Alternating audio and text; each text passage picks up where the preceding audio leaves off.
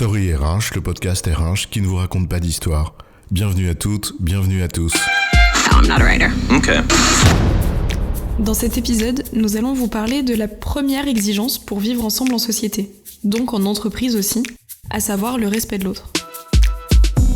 Encore, mais on le sait déjà ça, bonjour, s'il vous plaît, merci. Pas de mail urgent à 23h ou le week-end, pas de petites réflexions aussi perfides que minables et tu pars en vacances quand les gens partent un peu plus tôt? Ou les pressions qui tordent le bide des autres, du genre « Ah, y a un truc qui m'embête, mais c'est pas grave, on en reparlera quand tu reviendras de vacances. » Ou les réflexions sexistes du type « Vous serez gentille, mademoiselle, vous me ferez un café. » Oh, c'est gentil Patrick, mais je préfère un thé, si ça te dérange pas. Eh bien, justement, à observer certains comportements, on constate que ces évidences, d'apparence simple, anodine, voire enfantine, sont loin d'être la norme. Alors le respect de l'autre, de quoi parle-t-on ? C'est quoi l'histoire ? Il faut commencer par rappeler que le respect de l'autre, c'est l'une des conditions minimales de la coexistence de personnes qui forment une société. Et si le vivre ensemble est essentiel dans toute société, bien sûr, il l'est aussi dans l'entreprise évidemment. Parce que sans vivre ensemble, il ne peut pas y avoir de travailler ensemble. Et malheureusement, si ce respect d'autrui est essentiel et incontournable, certains et certaines semblent considérer en être exemptés.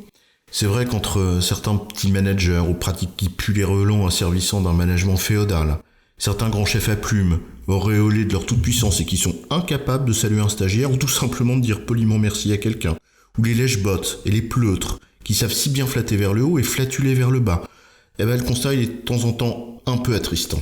Oui, un constat parfois attristant, quand il n'est pas révoltant. Heureusement, ce constat est aussi varié, donc nuancé, qu'il y a de personnes. Et ce constat doit inviter les professionnels de la fonction RH à plusieurs réflexions. À commencer par savoir où placer le curseur entre l'exigence de l'individu et la nécessité du collectif. À quel point faut-il en effet accepter que la règle d'un seul s'impose à tous ? À partir de combien de personnes ? À partir de combien d'individus ? Les desiderata d'un groupe s'imposent au collectif dans son ensemble.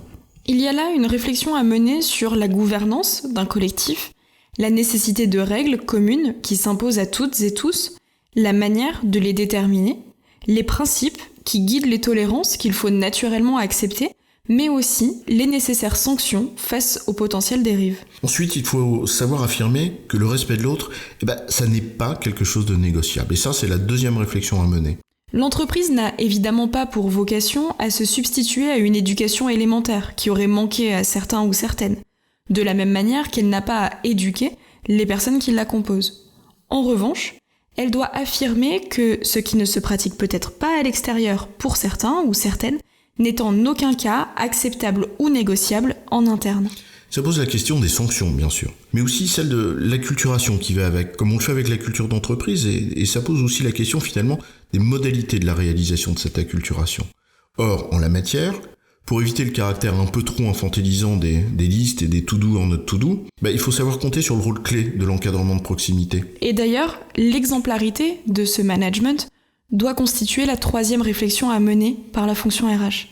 La fonction RH se doit d'être intraitable sur la question de l'exemplarité, et ce, peu importe les échelons hiérarchiques des personnes concernées. Pourtant, sur ce sujet, il y a du lourd, parce que quand on voit certains qui se sentent totalement autorisés dès qu'ils arborent les barrettes des responsabilités, il y a combien de comportements de prélats, de petits barons locaux qui sont laissés sans sanction ? Et enfin, le dernier axe de réflexion, aussi délicat que le point précédent, concerne la meilleure façon de favoriser les prises de conscience. Et ce, notamment pour celles et ceux qui, sans mauvaise volonté, ni comportement apparemment déviant, n'ont pas conscience des brutalités qu'ils imposent aux autres. Prendre en main ces sujets, ça demande sans aucun doute d'abord de ne pas se mentir à soi-même, c'est-à-dire accepter de se confronter à ce que l'on est réellement. Mais ça demande aussi de ne pas laisser des situations inappropriées, qui sont souvent connues de toutes et tous, perdurer, alors par habitude, par paresse, parfois même par crainte de représailles. En résumé, le respect de l'autre constitue une condition nécessaire, bien que non suffisante, du vivre ensemble. Et si ce respect de l'autre ne semble pas couler de source pour certains ou certaines, il doit alors amener la fonction RH à se questionner sur 4 axes. D'abord, où placer le curseur entre le collectif et l'individu ? Ensuite, comment affirmer concrètement que le respect n'est pas négociable dans l'entreprise ? Troisièmement, comment être intraitable sur l'exemplarité de toutes et tous ? Et enfin, comment favoriser les prises de conscience pour toutes et tous ? J'ai bon, chef ? Ouais, tu as bon, mais on va pas en faire toute une histoire.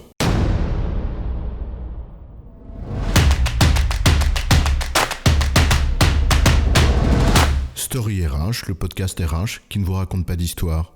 Retrouvez tous les épisodes sur storyrh.fr.